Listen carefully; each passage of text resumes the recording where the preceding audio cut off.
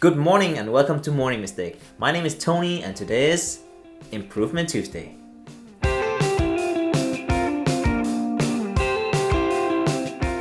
Here at our morning show, we dedicate every Tuesday for improvements, whether it's personal, business, or investing. Today, we will look at the business aspect and I'll try to give you my 2 cents on the top 3 traits a good leader should possess. And to make this learning experience more memorable and fun, I'm gonna show you some clips from HBO's hit series Silicon Valley, as well as some real-life examples of top leaders. So the first trait I'm going to present is what I think the most important trait a leader should have. And I'm not talking about any kind of great leader here, but if you want to be some kind of leader, any kind of leader, you need to know this. And instead of spoiling it for you, let's just jump straight into the clip that I had prepared. So this is from Silicon Valley, and to give you some context to any of you who don't know this series, the man you see here on the screen is the main character. He's a genius who improved a new algorithm to compress files, or just to make it simple, to make your bigger files smaller. So let's see his problem. Do you know how awkward it is to not be able to describe your own company? Like, I build Piper, and you can see it, but I can't really describe to you what it is, even though I kind of know where I'm going. You do realize we quit working on our apps to work for you, right? Shouldn't you more than kind of know where you're going? Because that's basically what the CEO does. So I think you have already guessed it. The most important thing that makes a leader is vision. And to get a vision, you need to have done something personally within yourself, whether that is an observation or a certain intelligence or a certain experience that makes you see something that most people are not able to see or to do. So let me try to give you some examples. So this is something you have probably heard.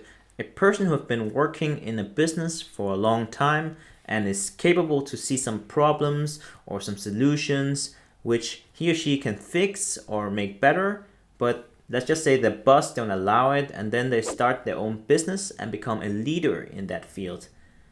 Like, it could also be a politician who has a lot of knowledge about a certain problem, and by running for office they're able to make or implement some changes in society. And I think those are the common leader types, but there are like many more. So in our case, we have this guy here, the main character, Richard Hendricks, and he made an observation and uses his intelligence to create a file compression technology. But he doesn't know actually where to go with this technology. Let's see how he explains it. I do. Sort of. Okay, it's like trying to tell someone how to get somewhere, even though you don't really know the exact address, right? Like, how do you do that? Because you can't just say, go to 415 Elm Street, because you don't even know what that is, right? So you have to say, go straight down that big road and take a right at the weird thing. But you can't describe what the weird thing is because you just know it as a weird thing, in your head. You always have. So the problem here is that if you can't formulate your vision, you can't get anyone to willingly follow you. And who would follow a captain that doesn't know his destination? Unless, of course, you pay them a big amount of money. But then you can ask yourself, do they follow you for you and your vision or your money? Sparrow. And this becomes more evidently if you, like Richard, don't have any money. But let's see how different it is after he knows what he actually wants. Okay, well, I haven't really thought this through, so... Okay. I own a telescope. Of course you do. And, I brought it out one night to look at the full moon. Of course you did.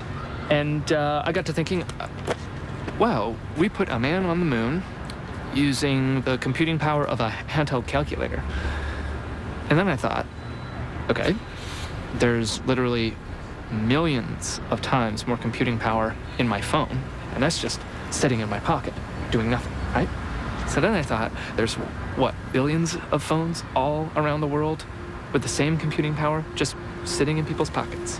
So then I thought, what if we use all those phones to build a massive network? So the moment that your vision is clear, people who have the same belief as you will follow you because they believe that you may be able to see a future that they cannot see or do. And in this case, Richard gets an investor hyped about his dreams and will gladly invest in it. And here's the kicker. We use my compression algorithm to make everything small and efficient, to move things around. And if we could do it, we could build a completely decentralized version of our current internet with no firewalls, no tolls, no government regulation, no spying. Information would be totally free in every sense of the word. Which brings me to my next point. If you notice the way that Richard speaks about his streams, you can say it's very enthusiastic. This is the second trait a good leader should possess. Imagine if Richard said that he will build the new internet, but also add that it's almost impossible, it would take years. Do you think the investor would put his money on that? If we use a boat metaphor, we don't want to be sailing on a leaking ship. The next clip shows you how well enthusiasm can motivate people. And just to give you some kind of context, here Richard has already started to create his new internet, and he's trying to get other leaders to develop on the new internet. As long as we stick together and support each other, we can crush them, because what we are doing is amazing. Okay, we are building the world's first truly open, truly free, decentralized internet. And I tell you what, I got a sneak preview for you guys. So because Richard is very enthusiastic about his vision, about the way he speaks and the way he acts, he actually shows them a demo from the new internet. And as you can see, they are actually very optimistic and inspired to actually work on this new internet. And eventually, they actually develop websites and apps for his new internet. So what enthusiasm can do is to move people into action. And it doesn't only work on leaders, but also on employees. If you work for a boss who's always grumpy and negative all the time, would you do some extra work for free, or would you flee as soon as possible? The last trait I'm going to show you is very different from the other two. Let's play the clip and see if you can actually guess it. Okay, why don't we go around the room or screens or whatever and introduce ourselves. Hello, my name is Gleb. I am in Bulgaria. Hello, I am Sanjay. I am here in Mumbai, India. Are you having trouble? Hello, I am Elizabeth. I am speaking to you from Estonia.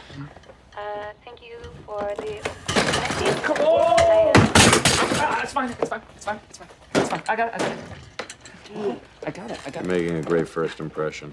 Sorry, can we go to do the names one more time? So in this clip, Richard has almost lost all of his capital. And instead of just hiring 1 or 2 programmers in Silicon Valley, they actually decided to hire a whole team for the same amount of money. Some of you may know where I'm going with this. The third trait of a good leader, in my opinion, is resourcefulness. So many people think that you need to have a lot of resources to be successful, like a lot of money or the right connections. But the truth is that the most successful people throughout history had no resources, but they were incredibly resourceful. So they got the resources they needed to succeed. In the next clip, we're going to see how Richard, who has no money, trying to get some money by being resourceful. Oh no, I'll get my car tomorrow. I had too many. Got an Uber coming, thank you. That was fast. Hello, for Jim? Yep. Oh, would you care for a water? Why are your fingers orange?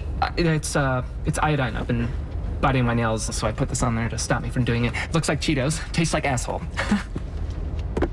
So, what do you do? Venture capital over at Wood Opal. Wow. Wow, good. Can I take this? Sure.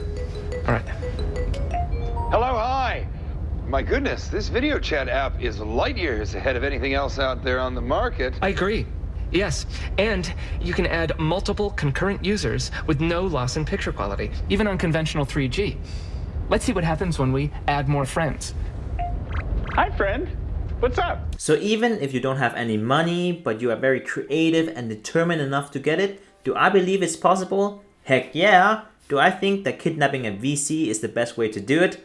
Well, that's another matter. To summarize, the 3 traits is vision, enthusiasm, and resourcefulness. So if you're like Elon Musk, who has a crazy vision for society and for space, will people follow you because of the vision?